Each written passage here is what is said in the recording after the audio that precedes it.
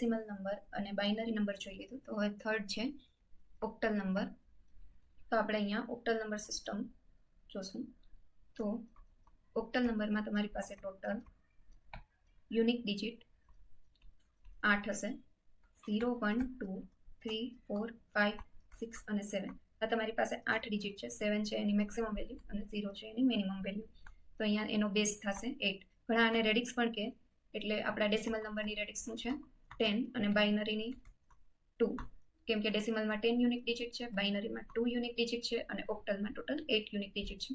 તો તમારી પાસે કોઈ બે પ્લેસ હોય અને તમારે 2 ડિજિટનો મેક્સિમમ નંબર ડેસિમલમાં ફાઇન્ડ કરવો હોય તો ડેસિમલમાં તમારી પાસે 0 to 9 એવી રીતે ટોટલ 10 યુનિક ડિજિટ છે, જેમાં મેક્સિમમ વેલ્યુ 9 છે.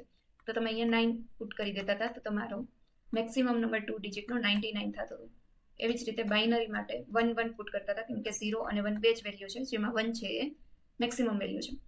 તો આ 1 1 છે એ બાઇનરીનો મેક્સિમમ નંબર 2 ડિજિટ માટેનો. એવી રીતે ઓક્ટલ માટે આપણી મેક્સિમમ વેલ્યુ શું છે? 7. આપણે 7 પુટ કરશું તો આ 2 ડિજિટનો મેક્સિમમ વેલ્યુ થશે ઓક્ટલ માટેનો.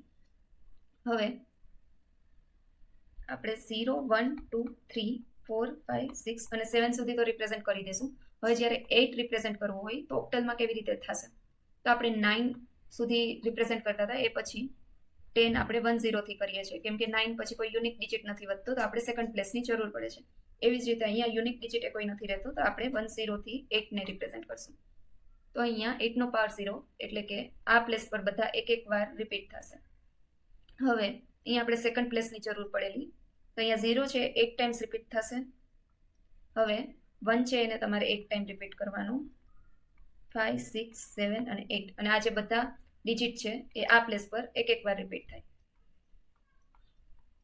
જેવી રીતે આપણે 1 0 થી લઈ અને 1 9 સુધી એવી રીતે અહીંયા એક એક વાર રિપીટ થાય 10 to the power 0 છે એટલે. અને અહીંયા 1 છે કેટલી વાર રિપીટ થશે? 10 to the power 1 એટલે કે 10 ટાઈમ્સ. એ પછી 2 0 થી લઈને 29 સુધી અહીંયા 2 છે એ 10 ટાઈમ્સ રિપીટ થશે અને આ બધી વેલ્યુ 1 ટાઈમ્સ રિપીટ થશે.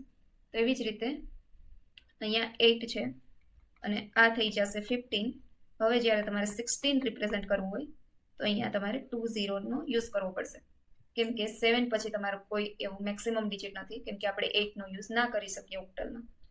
એવી રીતે જ્યારે તમે મેક્સિમમ લિમિટ પહોંચી જાઓ, અહીંયા 27 સુધી આવશે. 2 થશે એ 8 ટાઈમ્સ યુઝ કરશો, 1 છે 8 ટાઈમ યુઝ કરશો, 0 નો આપણે 8 ટાઈમ યુઝ કરી લીધો.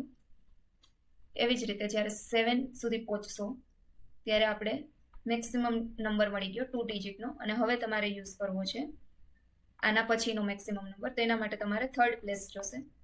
તો આ તમારો છે એ 63 છે અને 64 ને રિપ્રેઝેન્ટ કરવા માટે તમારે 100 ની જરૂર પડશે. તો હવે તમે કોઈ પણ નંબર છે એ જોઈ શકો કે આ છે એ ડેસિમલમાં શું લખેલું છે. આ જે 1 1 છે ઓક્ટલ નંબરમાં તો 8 to the power 0 અને 8 to the power 1. તો આ લખેલું છે 1 into 1 plus 1 into 8 which is equal to 9. તો 8 પછી ઓબ્વિયસ વચ્ચે 9 જ આવશે. તો આ 1 1 છે એ 9 લખેલું છે ઓક્ટલ નંબરમાં. આ થશે 10, આ થશે 11. તો તમે જોવો છો કે 1 0 આ ડેસિમલનું છે એ 1 2 થી રિપ્રેઝેન્ટ થાય ઓક્ટલમાં, અને 1 0 ઓક્ટલનું છે એને આપણે ડેસિમલમાં 8 લખીએ. તો બધાની વેલ્યુ ડિફરન્ટ થઈ જશે જ્યારે નંબર સિસ્ટમ અલગ અલગ હોય.